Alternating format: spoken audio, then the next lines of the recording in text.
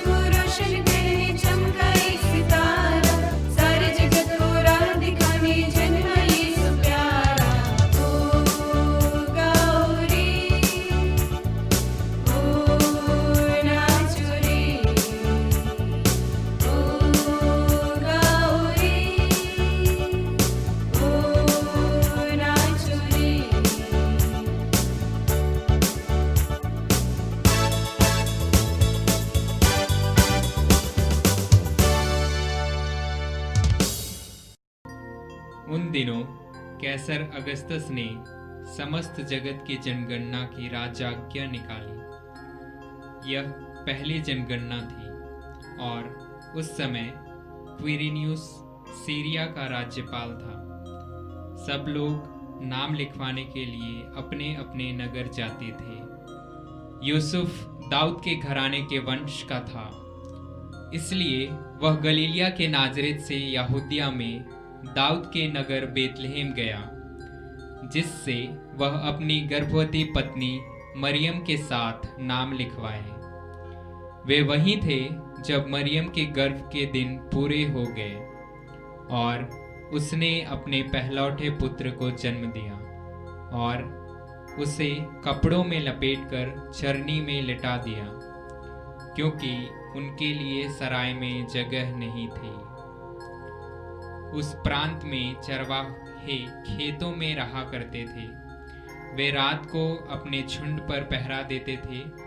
प्रभु का दूत उनके पास आकर खड़ा हो गया ईश्वर की महिमा चारों ओर चमक उठी और वे बहुत अधिक डर गए। स्वर्गदूत ने उनसे कहा, डरिए नहीं, देखिए मैं आपको सभी लोगों के लिए बड़े आनंद का सुसमाचार सुनाता हूँ।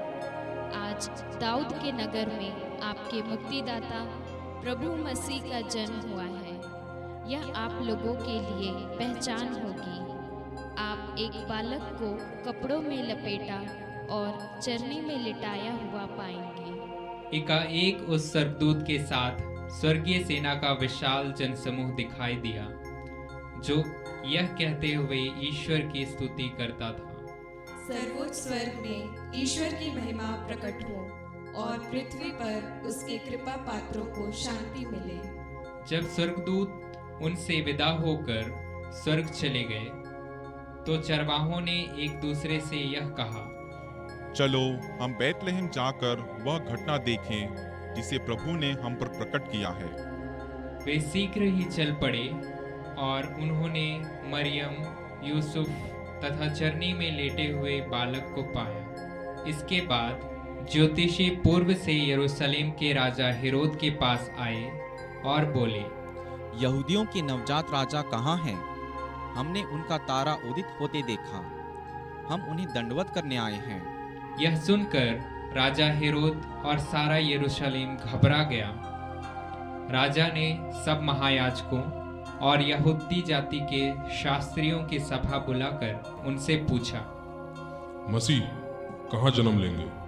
उन्होंने उत्तर दिया, यहूदिया के बैतलहम में, क्योंकि नबी ने इसके विषय में यह लिखा है, बैतलहम यूदा की भूमि, तो यूदा के प्रमुख नगरों में किसी से कम नहीं है, क्योंकि तुझ में एक नेता उत्पन्न होगा जो मेरी प्रजा इस्राएल का चरवाहा बनेगा।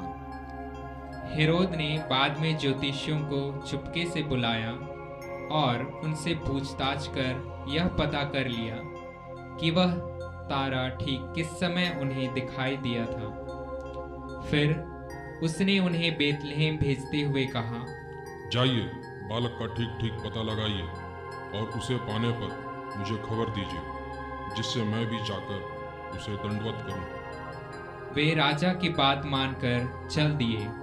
उन्होंने जिस तारे को उदित होते देखा था वह उनके आगे आगे चलता रहा और जहां बालक था उस जगह के ऊपर पहुंचने पर ठहर गया। वे तारा देखकर बहुत आनंदित हुए। घर में प्रवेश कर उन्होंने बालक को उसकी माता मरियम के साथ देखा और उसे साष्टांग प्रणाम किया। फिर अपना अपना संदूक खोलकर उन्होंने उसे सोना, लोबान और गंधरस की भेंट चढ़ाई। उन्हें स्वप्न में यह चेतावनी मिली कि वे हेरोद के पास नहीं लौटे, इसलिए वे दूसरे रास्ते से अपने देश चले गए।